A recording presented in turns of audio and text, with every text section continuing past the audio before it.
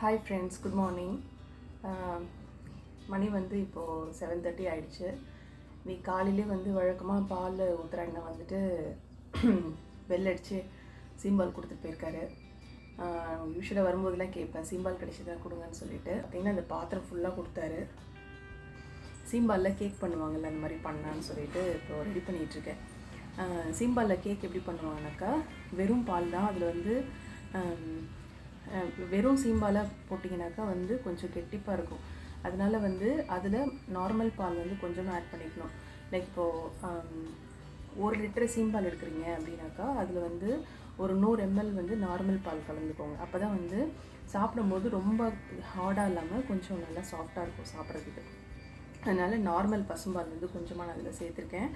சேர்த்துட்டு அதோடு வந்து சர்க்கரையும் ஏலக்காய் பொடியும் இது ரெண்டும் வந்து நல்லா நைஸாக மிக்சியில் போட்டு ஓட்டி அந்த பாலோடு சேர்ந்து நல்லா கலக்கி விட்டுட்டு நம்ம வந்து குக்கரில் வச்சிடணும். குக்கரில் வச்சுட்டு ஒரு 2 minutes மட்டும் விசில் விட்டுட்டு ஆஃப் பண்ணிடணும். நார்மலாக அப்படி ரைஸ் எல்லாம் குக்கரில் வைப்பாங்க இல்லையா, அந்த மாதிரி தான் வைக்கணும். வச்சுட்டு ஒரு 2 minutes விட்டுட்டு ஆஃப் பண்ணிட்டோம். ஒரு 2 whistle விட்டுட்டு ஆஃப் பண்ணிட்டோம்னாக்கா அது ஃபுல்லாக கூல் ஆனதுக்கப்புறம் ஓப்பன் பண்ணிங்கன்னா கேக் மாதிரி உங்களுக்கு வந்துடும். அதை அப்படியே கட் பண்ணி சாப்பிட வேண்டியதான், சூப்பராக இருக்கும். அதான் இப்போ செய்ய போகிறேன். பால் இதுதான், இதில் இருக்க பால், இது சர்க்கரை. என்கிட்ட ஏலக்காய் பொடி இல்லை, அதனால் வந்து சர்க்கரை எடுத்துகிட்டு அதில் வந்து ஒரு 4 ஏலக்காய் போட்டு இதை வந்து நல்லா நைஸாக ஓட்டி எடுத்துக்கலாம். ஓட்டி எடுத்துகிட்டு இந்த பாலோட கலந்துக்கலாம். இப்போ இது இல்லாமல் இங்கே பாருங்கள், இந்த பக்கம் கொஞ்சம் பால் காய வச்சிட்ருக்கேன். கிட்டத்தட்ட ஒரு 1.5 லிட்டர் இருக்கும் அவர் கொடுத்த பால்.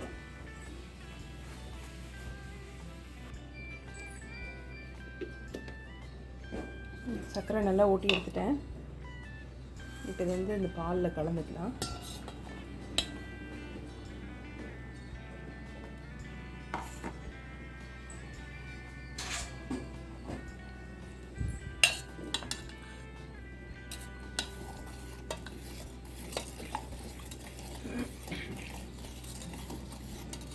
கலரே பாருங்கள், நல்லா எல்லோயிஷாக எப்படி இருக்குது பால், பயங்கர திக்காக இருக்குது.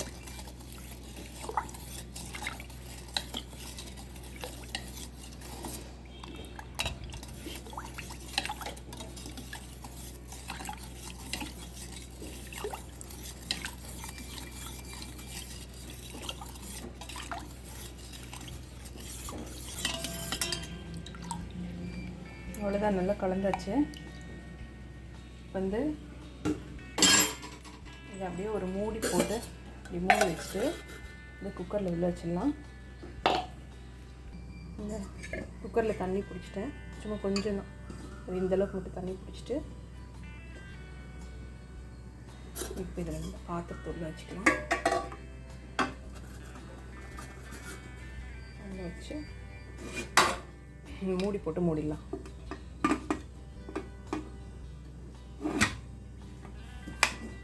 மூடி எடுத்து அடுப்பில் வச்சு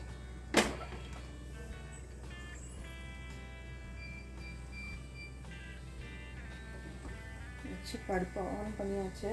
ஆன் பண்ணிவிட்டு விசில் போட்டுடலாம். இது வந்து அப்படியே லோ ஃப்ளேம்லேயே ஒரு 2 விசில் வரட்டும், வந்து தான் ஆஃப் பண்ணிடலாம். இது பாருங்கள், நம்மளோட பால் வந்து இன்னொரு பக்கம் காஞ்சிருச்சு.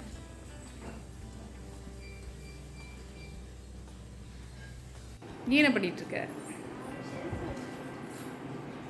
ஷெல்ஃபெல்லாம் க்ளீன் பண்ணிகிட்ருக்கேன். கபோர்ட்லாம் மெடிசன்ஸ் எல்லாம் எடுத்து வச்சு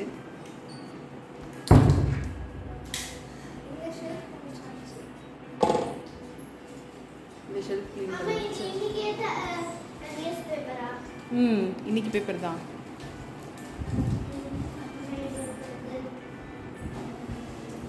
இந்த மேலே இருக்கிறதெல்லாம் ஃபுல்லாக எடுத்து க்ளீன் பண்ணணும். எல்லாம் ரொம்ப நாளாக வச்ச ஐட்டம் அப்படியே இருக்குது. இது இந்த பக்கம் கபோர்டெல்லாம்.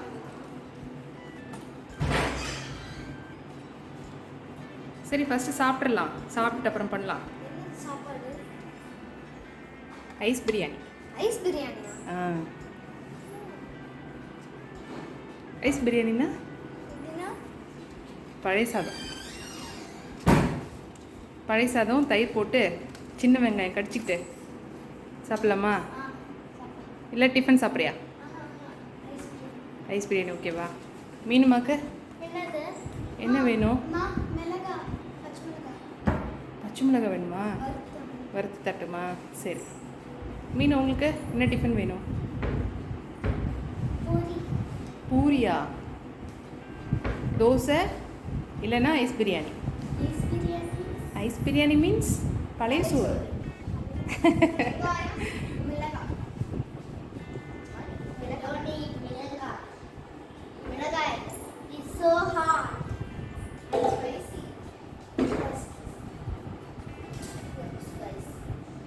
சரி, இங்கே பூ வச்சுட்டே கண்ணு சாமிக்கு. எங்கே எடுத்துகிட்டு போய் வை சாமிக்கு. போ போ. இன்னும் குளிக்கலையா?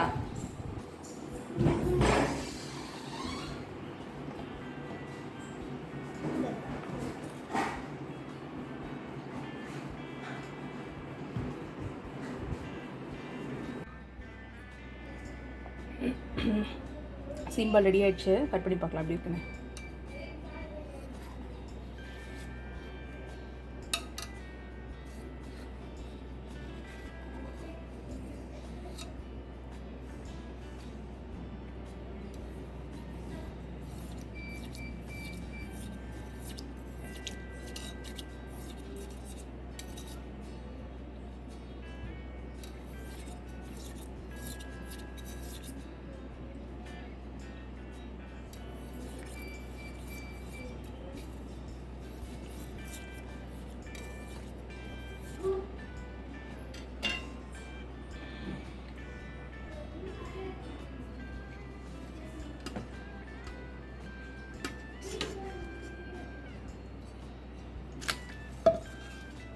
ஒரு கேக் வந்து விழுந்துருச்சு பாருங்க.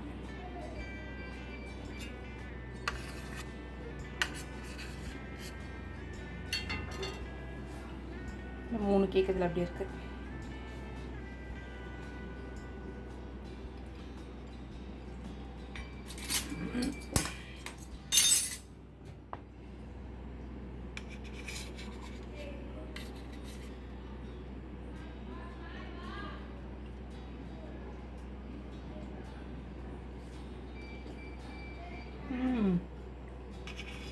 செம்ம சாஃப்ட்டு, பயங்கர டேஸ்ட்டாக இருக்குது.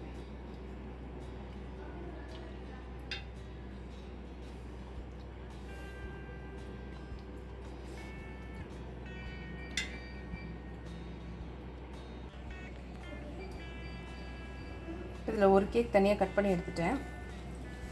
இதில் இன்னும் 3 பீஸ் அப்படியே இருக்குது. இதை அப்படியே ஃப்ரிட்ஜில் வச்சு சாப்பிட்டேன்னா ஜில்லுன்னு சாப்பிட்றதுக்கு ரொம்ப நல்லாயிருக்கும் இந்த வெயில் டைமில். நல்லா இருந்ததியா? அம்மா கொடுத்தல ஸ்வீட்டாக இருந்ததுல்ல? செம்ம டேஸ்ட்டாக இருந்தது.